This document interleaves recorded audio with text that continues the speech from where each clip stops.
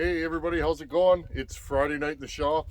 It is actually Friday. I'm filming this probably an hour before you see it. Wanted to throw together a little video for you guys today. And I want to take the time to say, I was thinking this morning, friends, I was sitting on the deck looking at the hoarfrost. It's been very humid out. We got about that much snow. And I was thinking, how cool is it that I could build saws like this and just give them away? This one's going to Texas to my buddy Caleb, and you guys make that happen. So thank you to everybody out there that hangs out on this channel and supports this channel. You guys make this kind of stuff happen. I remember years ago when I couldn't even afford anything more than a piston and some crank seals and maybe a carb kit to get saws going together. And you guys have really helped out with that. So thank you to everybody that's out there.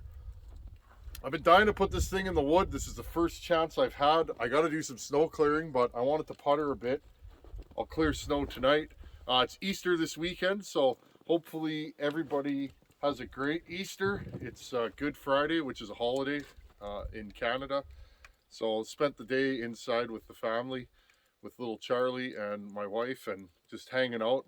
Got a couple of dinners to go to, and it'll be nice to see family and bring Charlie to see the grandparents. It's pretty neat to see the reaction of your parents when you bring, your child to them. It's been a special time. Anyhow, friends, I'll bring you guys in close, show you guys what's going on with this thing. I made one or two cuts with it. I'm just playing with the carb right now. I'm not sure what this carb's going to do. This was a junk carb that I found in a box of parts. We'll see what it's going to do, friends. So far, so good. I am going to run this with the stock muffler, and I think I might put this pipe on it today just to see. I was going to go cutting this weekend, but we got a massive snowstorm. I'll bring you guys in so you guys can have a quick look at the saw. Okay, guys, here's the saw.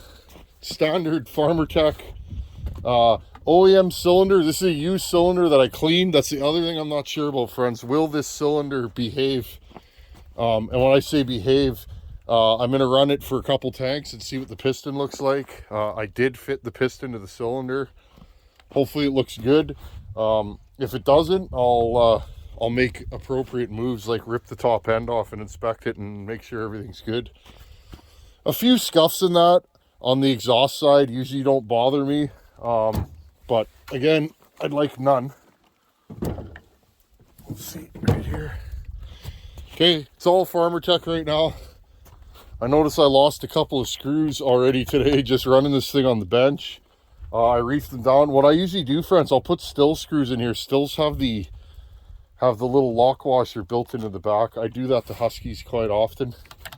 That's it though. OEM cylinder, highway piston, single ring, which these come stock. I did lighten the piston. Remember, this piston and wrist pin is about 20 grams lighter than stock.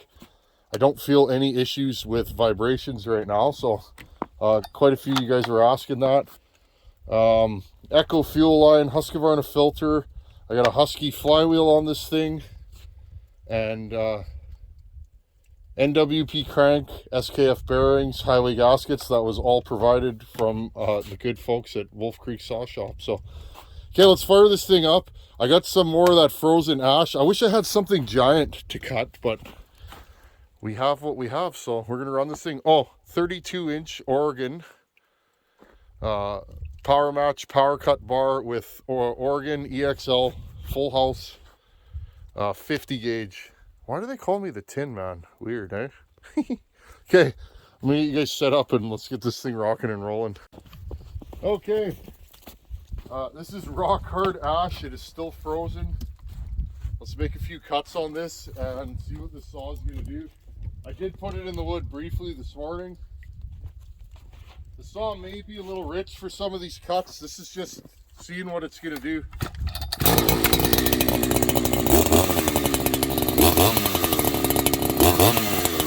Oh, friends, I had a problem with this morning. The lead was coming off the coil. I thought I blew this saw up actually. I got it nice and warm and I was seeing where the high jet was at, and as soon as it got up there it went boom and died. got a little nervous. Not nervous, but if you guys have ever popped a saw, you know it happens quick. But the lead was coming off, so I fixed that this morning. This saw seems to be a good starter. It's got good compression, and again, this thing's never been in the woods, so that compression will only get higher.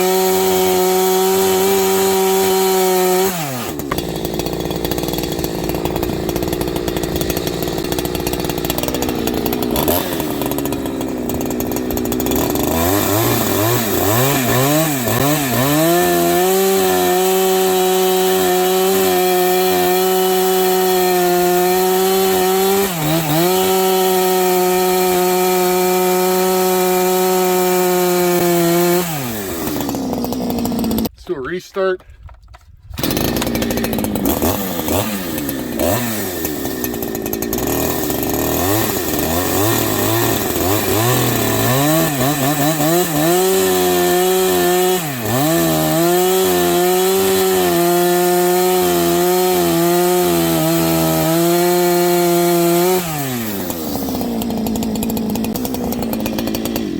This thing runs real nice. Okay, let's put the pipe on this thing and see what it does. Notice it's a little rich, friends. I'm just running it in. I'll crisp it up as I go. If you guys like the way this saw runs, okay, it's the timing on this saw is 100, 120, so 20 degrees of blowdown, 154 on the intake. Not that far off of stock, friends. Almost stock numbers in this saw. It's definitely faster. Ooh, hot potato. I know, Tin Man, wear gloves. Never wear gloves. I should, but I don't. Woo, that's hot.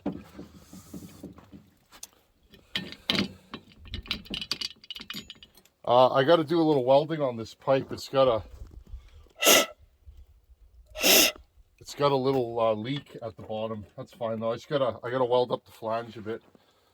But friends, this saw almost has a stock set of timing numbers, which tells you something right there. Okay, you don't have to move the numbers a ton to get to where you want to go. Okay, remember, what did I do to this saw, friends? I lightened the piston a whole ton, which again, I thought it was cool. So many guys were wondering about vibration, and I love those kinds of conversations, because it's like, yeah, that could be a thing. Look at me, friends, I'm just dropping everything. Okay, this thing feels smoother than the other saw now. I don't know why. When you touch the trigger, it does things. It gets up and goes. Let's see if I can do this. It's got way more RPM than the stock saw. And again, the stock timing numbers on these saws is like 103 on the exhaust, okay? So, but I didn't move the exhaust roof on this saw. And if you didn't see, I did a video of showing all the port work. But what I did do, I hope I'm not yelling because I got my nice Husqvarna hearing protection on. Friends, all I did with this is make it full more air and lighten the piston. Okay, a little bit more intake timing. Remember how I was saying that these saws, they tend to not pull RPM. And part of that is my hypothesis, and I think I'm correct. I have ported 288s before, so this isn't my first rodeo with these, but my hypothesis was always that these saws, the transfers, I'm just gonna move you guys back so you guys can see me here. My hypothesis, friends, was the windows in these saws are blocked. One side's blocked half, and one side's blocked like 2/3. When the air is going through the piston, because these ones feed straight through the side of the piston, the air hits the piston through the windows and it bounces back, okay? And it has to, because there's such small little orifices to get it in to the transfer. So what my take on these is, and again, friends, I'm not always right. My way's not the only way. It's just what I'm thinking. Again, the Tin Man, I move air for a living, friends. So a lot of my hypotheses, or hypotheses, I don't know which one it is. I'm sure somebody will correct me in the comments. My hypothesis is always to get them moving more air. No machine work on this saw. There's a base gasket delete, 25 thou squish. Nothing exotic here, friends, but this seems to be a really good running, strong saw. It's got lots of compression, but not so much that it's going to be difficult to start. What more can I say? It seems to be a good saw. Okay, pipe ski, wood ski. I'm going to cut that same piece of wood. And again, this is science. I'm not even going to time it. I just want to see if there's any difference with the pipe on. I don't know if this pipe's going to work, friends. I think it's a little too small for this saw, but I'll be the first one to call myself out on that. Okay, I'll get you guys set up. Let's do this. Okay, let's get this pipe going. This thing sounds ridiculous with this pipe.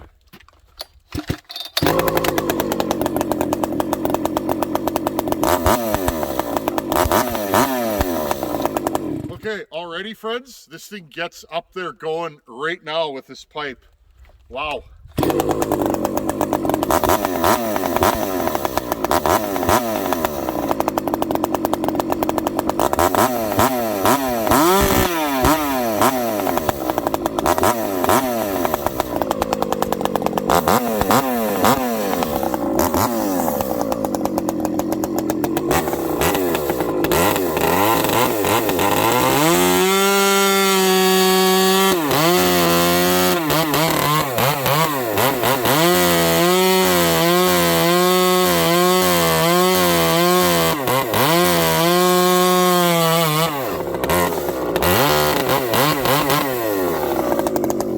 Okay, friends, this thing's too rich. I'm gonna have to lean out the high jet.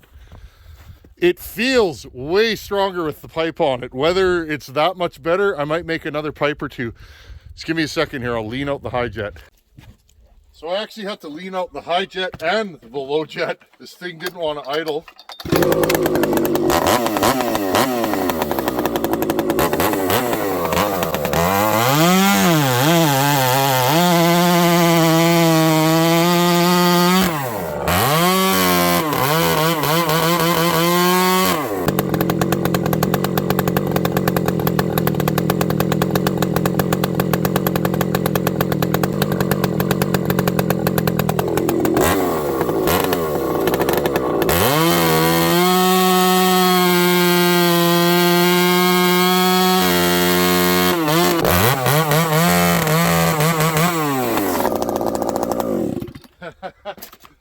This thing don't play around, friends. I'm gonna stand the other way.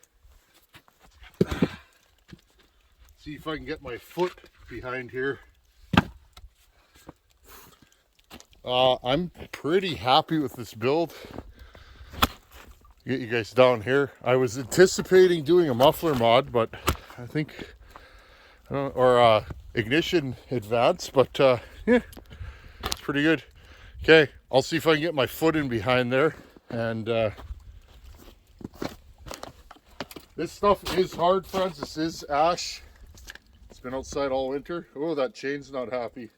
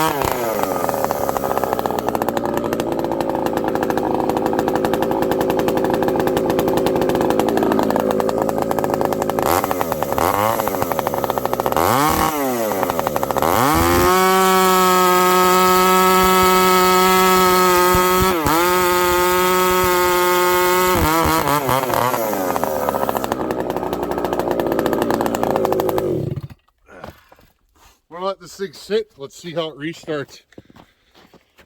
Friends, I did this video series of this saw because maybe you can't find a big saw and you want one. Friends, yeah, this is a farmertec. Replace the parts that you're worried about. If you're worried about the bearings, put new ones in. If you don't like the crank, get an NWP. And I'm going to tell you guys something. I had this conversation with a fellow the other day. He was talking about aftermarket versus OEM. He said, I can't afford an OEM top end for a particular saw. And he had a farmertec top end. And I said, so run the farmertec. Well, how long will it last? I'm like, well, when it blows up, you'll know. Friends, I'm a firewood cutter. Most of my saws, I ain't going to wear them out. And I have a feeling a lot of people watching, you're not going to wear your saw out. You know, seem to be getting good life out of the highway top ends, Meteor pistons, etc. This saw, the only reason why I put an OEM top end on it, it's going to a professional that's going to cut with it every day. So, you know, it's just one of those things. But I showed you guys everything I did. You don't need a lathe for this build. No machine work, nothing. Stock combustion chamber, stock squish band. I did give it more blowdown. I did raise the exhaust roof, but I didn't, friends. The piston and cylinder combo I used, that is the way it ended up. So, and I gave it more intake timing, big transfers. That's the key to this, and a really light piston. One of the reasons why this thing wicks up so quick is the piston on there. So I'm going to let this cool down, friends, and I'm pretty happy with it. And I'll keep running it here and there, and once I get enough time on it, I'll send it to my buddy Caleb. So Caleb, this is your saw, buddy. Let me know what you think. And I'm pretty happy with it. But again, friends, I put time on my saws before I mail them. I've been bitten by the no time bug a few times, so I'll run this thing for a while before it gets mailed. I'd rather mail it once than have it back a second time. I stand behind my work, friends. If something's wrong, I'll fix it. No problem there. But I would rather a guy just gets the saw and murders wood with it for a year or two professionally and says, wow, that thing's good. Anyways, I'll hit you guys back up after this thing's cooled down. Okay, friends, the oiler on this thing's being a little stingy. I'll have to dig into that. It worked fine before I ripped the saw apart. Maybe an assembly issue. So I just dumped a little oil. This is a piece of oak from years ago. It's about 3 years old. Figured let's put this thing in here and finish off the video. Let's see how it restarts.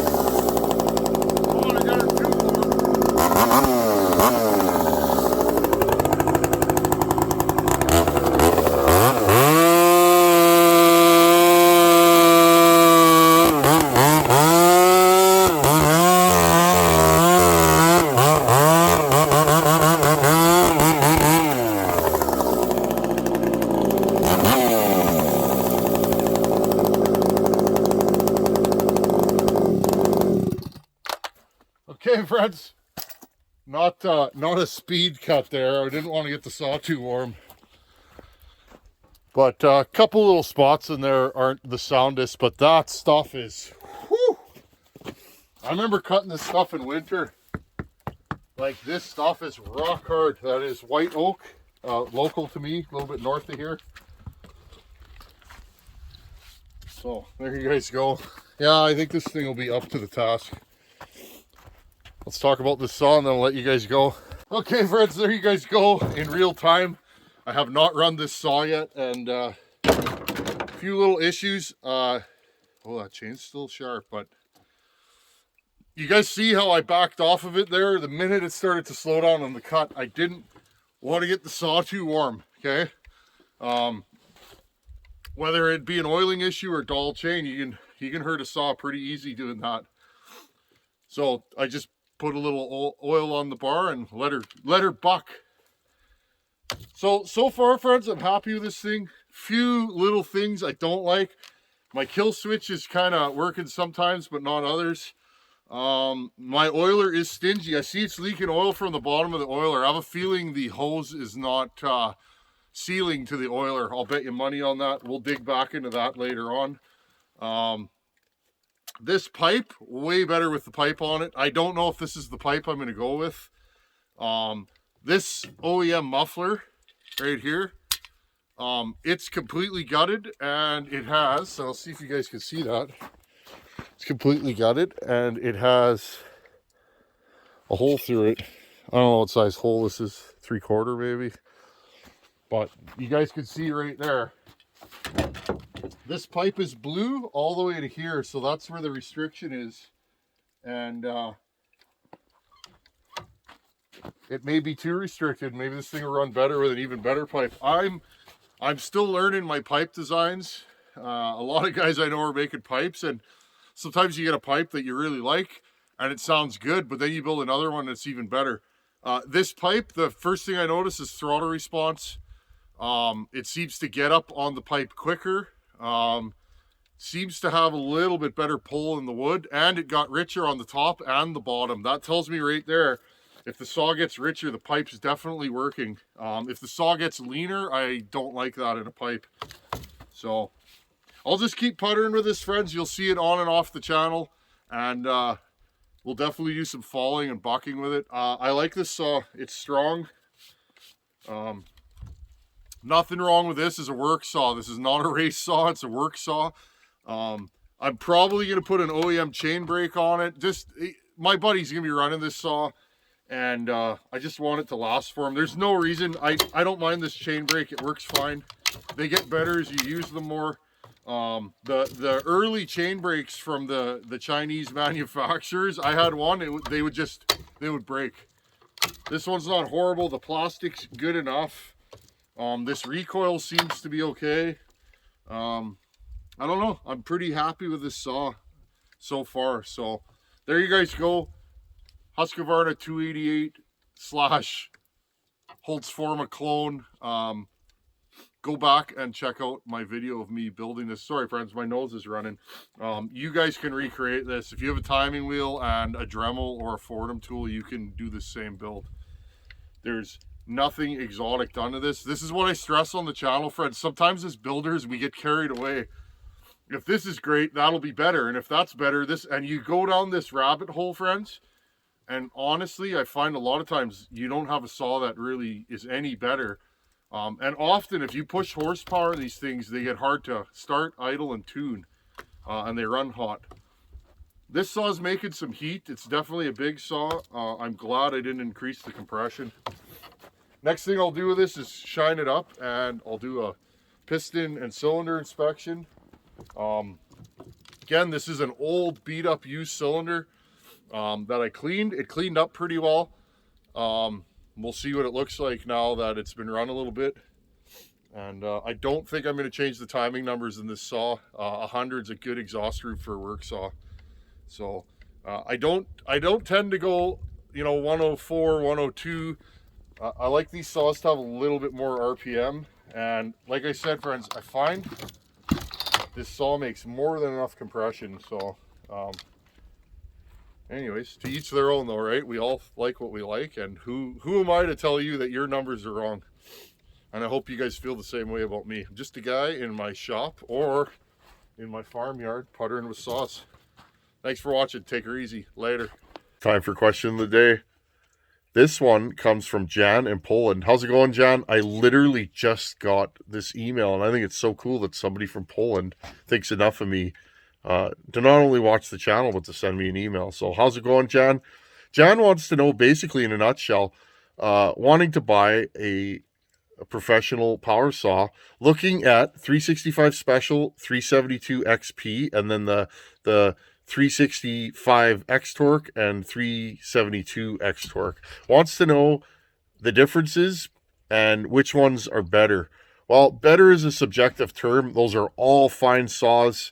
They will all do the job. They're all going to pull a bar with authority, and I think you'll like any of them. Reliability, again, I think they're all reliable. It's all in who's running the saw and whether you keep your chain sharp and stuff like that. Really, the main differences, the 372X Torque and 365X Torque are the newer saws. They're a little bit heavier.